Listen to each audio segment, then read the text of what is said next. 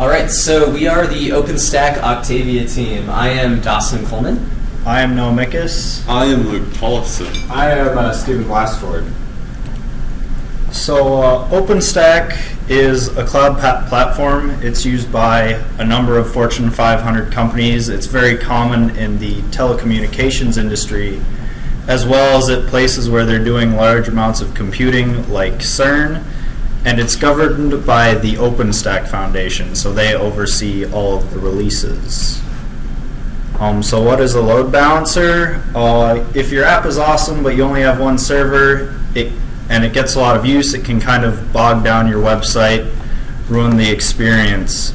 So a load balancer splits up those requests between multiple servers evenly to try and scale down your load and keep your CPU usage less intense. Octavia is OpenStack's load balancing platform. It's designed to distribute all of the work of one computer amongst many computers, and it's designed to be scaled up with ease. Its standard setup makes use of an Amphora load balancer driver that uses HA proxy as the load balancing engine, but it has features allowing for development of a third-party load balancer. So the base Amphora is designed to be run in a virtual environment, while other solutions could be hardware, software, virtual machine. It makes use of a couple other OpenStack projects to manage the overall infrastructure of Octavia, things like managing the VMs, the connections, the security certificates, and communication within Octavia and OpenStack itself. Reasons for a load balancer: you can scale up your infrastructure to handle more requests. You can run a little bit of A/B testing where you set up half of your servers with one version of your site, half of your servers with another version, and kind of compare a little bit. Or if you don't have the resources to test under load, you can load up a testing scenario into one of your production servers without risking all of production. So the current issue is Octavia does not support configuring OpenSSL ciphers or TLS protocols. The goal of our project is to implement full control of all of those into the hands of OpenStack administrators for things like better security in financial applications where you're handling money, or backwards compatibility in the case of some legacy applications. So the solution is extending the API and updating the configuration files to allow the setting of those ciphers to protocols that we deem to be worthy of being a default value, or whatever is determined by OpenStack admins, as well as extending the features that allow people to interface with Octavia, things like the Python SDK, the Horizon Web UI, or the command line, so that people can make use of these new features. Our current release target is OpenStack's next release, the Usuri release. The feature freeze for that is on April 9th. All the features need to be in the main master branch. However, tests for those features can still be implemented afterwards. Alright, so Noah talked a little about what we're doing, which is selecting the TLS and SSL ciphers. So here's like the grand scheme of Octavia. Octavia is a load balancer, and it contains many listeners, and listeners like listen for requests or request things. And those connect to the back-end part down here, which are members, which will actually do computations, the computations. But at the current moment, Octavia you can't choose which TLS protocols and and a TLS protocol is like how you communicate, how you structure your message, or choose the ciphers. Like if you want to use RSA, there's no way to choose that at the moment. So we want to make Octavia able to use those, allow the user to specify the protocols and ciphers to connect to the members, but also to the outside, to users using like your website. And so I talked about the TLS and SSL. TLS and SSL actually accomplish the same task. And what that task is providing privacy for using ciphers so you encrypt your message, but also providing data integrity where you make sure your message gets across, so like your entire photo gets sent or your entire message gets sent.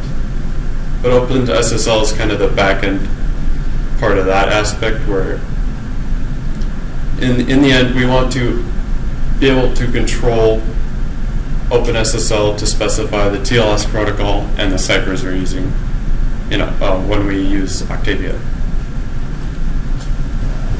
Our current progress with that is we have defined some constants. So in our code, Python uses quite a few strings, but if we want to use like TLS version 1.2, you don't want to use that string duplicated multiple times throughout your code, because if you have 50 different places and then you want to change in the future, it becomes a hassle. So you define a constant in this constants file with all the strings that in one place. If you want to change them, you just change them there.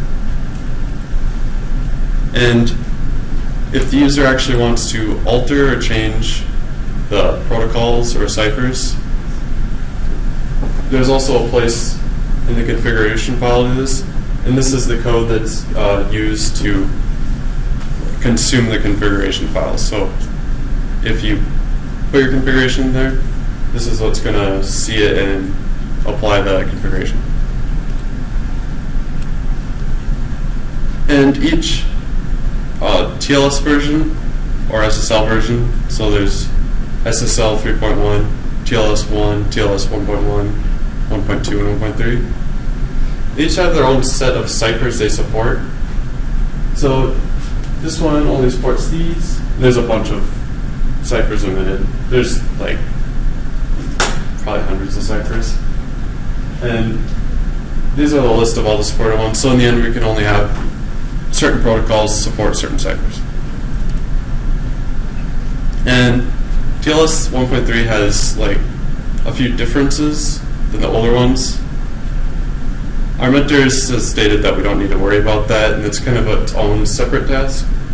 But so our focus is going to be more on the older versions of TLS. But I think Noah touched on it. We're going to be making an extension to the API to allow you to specify what cipher you want or what protocol you want. Because everything from outside of Octavia goes through the API to do the configuration. And at like the very lowest level, Octavia uses HA proxy or high availability proxy. It's a C program that does all the load balancing and all like the networking stuff, kind of the nitty-gritty details that we don't have to worry about on our level. All right, so now that we kind of maybe have a little bit of understanding of what Octavia is, I'm going to kind of go over at a high level our additions to Octavia, the things that we're currently working on, the sorts of things that we're actually implementing in code.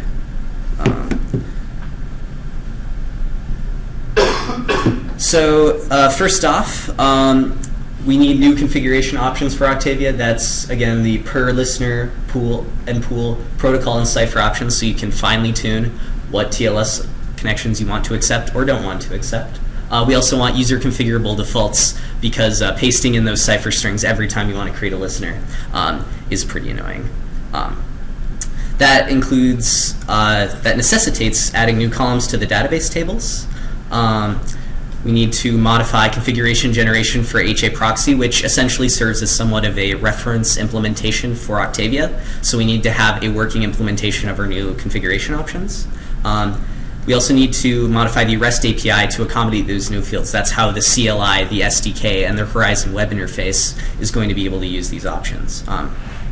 There's also some interesting documentation that's involved. The Octavia project has a lot of automation with its documentation. It's pretty cool. We'll get to it in a second. We also need to update the tests. OpenStack being production software that's used by lots of big companies, we need to make sure it's reliable. So, first step, we need to extend the database.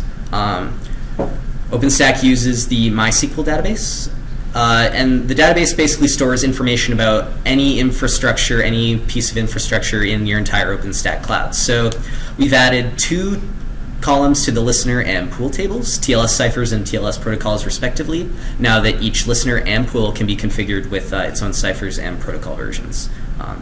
That's being accomplished with the SQL Alchemy library. It's a Python library. It does ORM, or Object Relational Mapping, which is a fancy way of saying it does all the SQL statements for us, and we just need to worry about getting Python objects back from the database. Another big part of the database component of it is migration. So people are going to have their existing clouds. They're going to want to migrate to the latest version. So we are writing Alembic scripts, which is a tool for SQL Alchemy. And this basically allows them to take their existing database, modify their schema, add the new columns, so then they can migrate their cloud to the latest version. We also are adding default protocol and cipher options. So any new TLS terminated load balancer that is created in Octavia now needs to have these fields in it. So if they're not explicitly specified, the default needs to be configurable by the user. So if you want all your load balancers to maybe default to a more secure set of ciphers or a less secure set of ciphers for backwards compatibility, you can do that. Also, if maybe someone isn't up on this new feature yet, we're now defaulting to OWASP recommendations for TLS ciphers. OWASP is a nonprofit foundation that publishes security standards, or recommendations rather, for web security. So they have a list of recommended ciphers, and now that will be our baseline for what OpenStack users will be using. At the current point, you just tell HA proxy to make a listener, and it'll just use whatever the default is, and there's really not a consistent way of knowing. Now that we're going on these OWASP recommendations, we have that consistency of security, knowing that people are going to get a pretty good set of ciphers with any Octavia listener.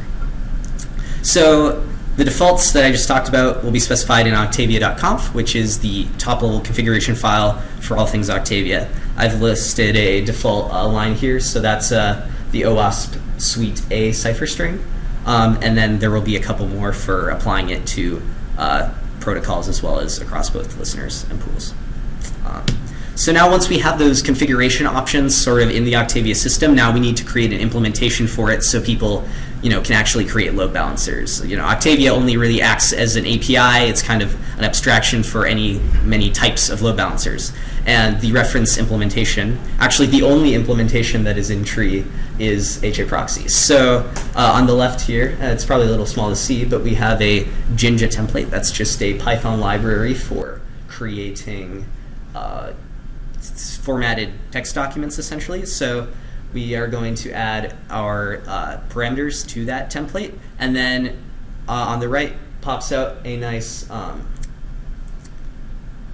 configuration file for HA proxy that will configure it with these new options. We're essentially using Octavia to deploy an instance of HA proxy in our instance. Another part is the REST API that we are extending. This is based on a library called Web Services Made Easy, which is itself built on top of Python's WSGI interface. It does a majority of the legwork handling the HTTP requests for the REST calls. All the endpoints that we're using already exist. We're just adding fields to them so that they can accept the new configuration options. So we're not necessarily defining new parts of the API so much as we are extending the current ones, making sure we can validate those information and insert it into the database. Now, the documentation is very interesting in Octavia. So for the REST API, there's actually a lot of automation involved. It's not just writing something down in a text file. So on the left here, my example is a restructured text format. That's similar to Markdown if you've ever worked with that. It's basically just a plain text format for dealing with kind of having some sort of formatting, but also having it in plain text readable format. So essentially,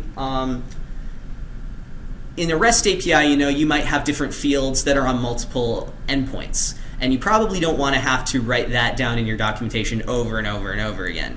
So if you see over here on parameter definitions, the way it works is that we actually specify this TLS ciphers option in a YAML file, and then using the Sphinx Face documentation tool, which is another Python library, we can just reference it from our restructured text document, and then when it comes time to generate the documentation, it will automatically insert that wherever they're using that name. So it saves a lot of monotony in there. Above, we also have an example using curl, which is just a command line interface for making HTTP requests. So this is kind of a way for us to split up different parts of our documentation and reuse it in nice ways that make it a lot easier on us. We're also documenting with Reno. So Reno is an OpenStack tool for creating release notes. You see in the name, release notes, it's shortened. So if you think about any release of OpenStack, it's going to have a large amount of release notes from a variety of different projects. So the way they accomplish managing all that is by splitting it into separate files. So, and you see on the right, each one of those is a separate release note that is a YAML file. So as this example, we have one release note here that I added for my default cipher strings feature. And so eventually when it comes time to release Usuri, they'll process all these files, it'll aggregate all them. Not shown here, they also have sections for like maybe migration notes or things of that nature or issues. And then it knows how to aggregate all these different YAML files into one unified release note thing. It helps with source control as well as just the sheer volume of things that are going into any OpenStack project. Again, with OpenStack being production software, there's a pretty big emphasis on automated testing. So they have unit tests, functional tests, scenario tests, which I'll go over in a second. And we're also working with the fact in the background that Octavia is going for 100% code coverage. In order for our patches to be accepted, we want to maintain or improve the level of code coverage in the Octavia project. So unit testing, I'm sure you've all heard of, just testing at the functional level. Like one example I was working with is I had changed the output of the HA proxy configuration, but I did not update the sample configuration. So the test saw that as, hey, you screwed up the configuration file. You broke the system. Evidently, that's something I need to go back in and change, but we're just updating the tool so we can make sure that the configurations that we're generating are indeed correct. We also have functional tests. This sort of just runs code against the mock API. It's sort of higher level than a unit test, but it is not as high level as a scenario test, which is under the Tempest project. So the OpenStack Tempest project basically aims to simulate a full virtual OpenStack cloud. It attempts to spin up virtual machines, perform various tasks with your code, and see if anything breaks, simulating maybe more of a real production environment. It's the longest, most resource intensive. A full run can take a few hours. But again, this is something that we are implementing we're implementing our own scenarios into our code. So that people can know that the code that we're submitting is in fact good code. Now it's my turn to talk. I'm Stephen Glassford. So we've been having some issues and risks with our project, in particular with our development environment. It's called DevStack, and basically it makes an entire OpenStack, which includes all of its drivers and proxies and all that, and puts it on a single computer, so you don't really have to worry about testing it on a bunch of computers and wasting a bunch of hardware and space. However, DevStack, even though it's reduced in size, it's still ginormous. It requires 16 gigabytes of RAM just to be run. It has to have at least 4 cores in order to run. And when it does have that amount of RAM and those number of cores, it usually takes about 30 minutes to even start up. So it's really finicky and to install. And plus, every time that you run it, you have to run it on a virtual machine. And the virtual machine has to have all those same requirements. And but you have to have it in a virtual machine because it provides, it builds new drivers, network drivers on the computer to see how they run and how efficient they do. So it requires a lot of requires a lot of containers in order to run smoothly, I guess. One container being a virtual machine. Then another thing we are looking into is each patch that we have takes a little bit more time than we were expecting, which is leading to the fourth part, that we're running out of time. So our project is a little bit different from the other capstone projects. All of the patches have to be applied by April 9th. I think Noah said it was April 9th, but it's actually April 8th. It happens at April 8th at midnight, or the midnight of April 8th, so basically April 9th. So we have to get everything done pretty fast. And so we're really trying to kick up a lot more speed and stuff. And another problem that we had initially early on was obtaining a bunch of server space, because we need a bunch of virtual machines in order to run all of our testing and all of our environments. So we required a little bit more work from the computer science department in order to reserve a little bit more space than most of the other groups needed, I think. Then now we have a little bit extra server space, which is kind of contradictory, but now we got 2 different servers, which we're using, one for the Tempest tests and then the other one for just DevStack environments that we're all logging into. Some of the other issues that we have, very early on we lost some server space because the servers went down for a little bit. Then our cloud communication platform that we use is IRC. So IRC went down for a couple of times just because it's a little bit newer of a service, so it goes down occasionally. And then the CCAS machines, which control all of our Tempest Suite testing, they go down every month, so then we usually have to prepare and plan for that. Some of the patches are taking a bit longer, and some of the patches need to have dependencies on other people. So like Luke's working on a patch right now, and before I can work on my patch, his patch has to be applied, so I can see what is going on and see the new part. Then there's quite a few bugs in the DevStack environment because everybody in the world just runs it on a virtual machine. Nobody really cares if it sucks. So people just let it be terrible, and most people just have a VM just so they can run it. And like I said before, we're running out of time for the feature freeze. And a couple of issues were, in the very beginning, just obtaining server space, and there's a little bit more documentation that we need to do because we're an OpenStack environment that we kind of forgot sometimes, and then gave us a -1 on a couple of our first patches. So that was kind of interesting, I guess. For the velocity of where we are right now, it took a long time to get up to speed where we are, but we are at a point where we are very comfortable at beginning to code and to actually see where we are. There's a little bit more paperwork and a little bit more work to do because we got to communicate to the entire community to get +1s on our Garrett patches. Garrett is the tool that we use to see our code in other people's code. And like I said before, we had problems with our DevStack environment. Reflection, lots of work, I guess. There is a potential for us not finishing a project, as it is going to be a little bit early that we have to finish it. Almost a month before most of the class ends. And then DevStack's pretty confusing. Our next step is to actually after we get the TLS into the back end, we got to implement it into an API, command line interface, and we got to run their Tempest suites on our CCAS machines. And then we got to implement the TLS protocol into the Horizon web interface. And the Horizon interface is where most people actually interact with the computers in general. So we got a little bit more work to do. And like we said before, we are open source. So we do have some interesting things that some other groups don't have. Like for one, we got a storyboard, and the storyboard is included with everything that we have to do. This is my little patch that I have to rely on Luke to finish before I can start working on. But I've been working on like this one, for example, where I don't need anybody to rely on, so I can try to parallelize my work. Then that's how everybody works on the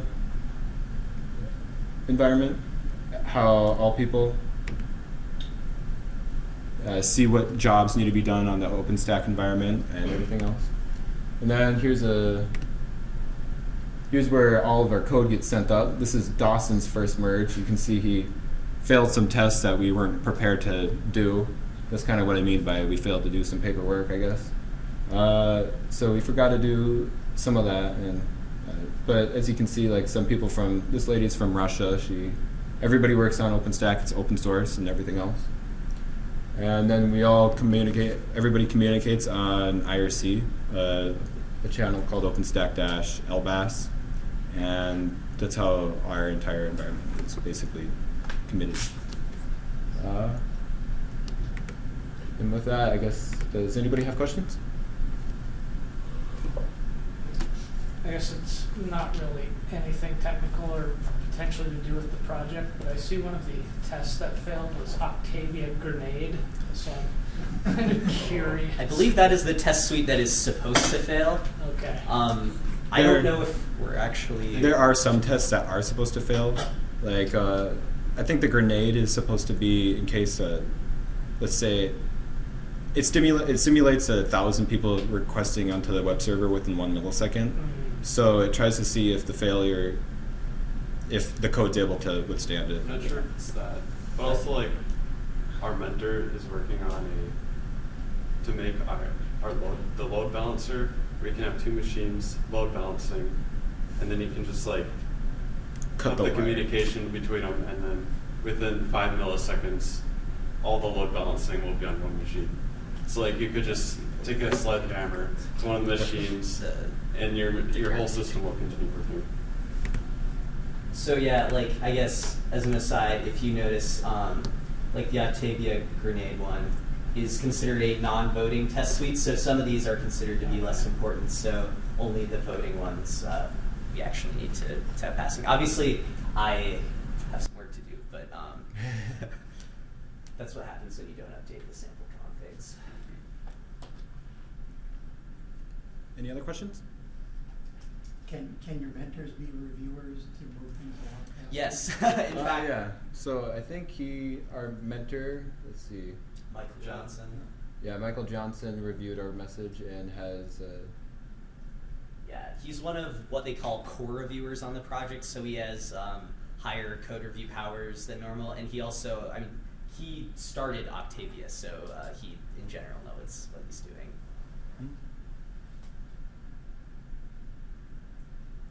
Any other questions?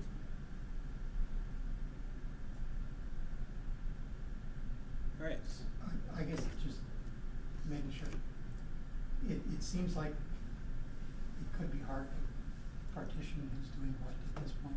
So how are you doing that? Well, So you don't step on each other. yeah, inevitably there is some of that, and I actually ran into a bit of that with an outside contributor, which has since been resolved. But Yeah, so, that's kind of what that storyboard page is for. Obviously, yes, sometimes there are prerequisites, but on the flip side of that, there is a lot of common ground between the different tasks that we need to accomplish. So as we're working through things, we're communicating things with each other. We can look at each other's patches, and oftentimes, I might look at someone else's patch and say hey, that's exactly what I need to do. So essentially that work only needs to be done once, and we can kind of help, have that knowledge sharing across the team. Another thing that we're doing is, so Dawson and Noah live within 2 blocks from each other, and then Luke and I live together, so it makes it a lot easier for us because we got two storyboard projects that we're supposed to be doing. This one, and then the other one that we didn't include, but that one includes those two. We kind of split it up, so then it'd be easier if I have a question, I can ask Luke what's going on, so then we can be a little bit more clear too. that's another thing that we use to mitigate the circumstance. Yeah. And kind of informally, we've decided that me and Noah are going to do the Cypher-related tasks, and Luke and Steven are going to do protocol-related tasks. And essentially, they're kind of like implemented in the same way. So obviously, we kind of work together on that, but we have kind of made that division a little bit. See, if you look on, there's another story page. Yeah. Me and Noah on them. Yeah. But anything else? Thank you.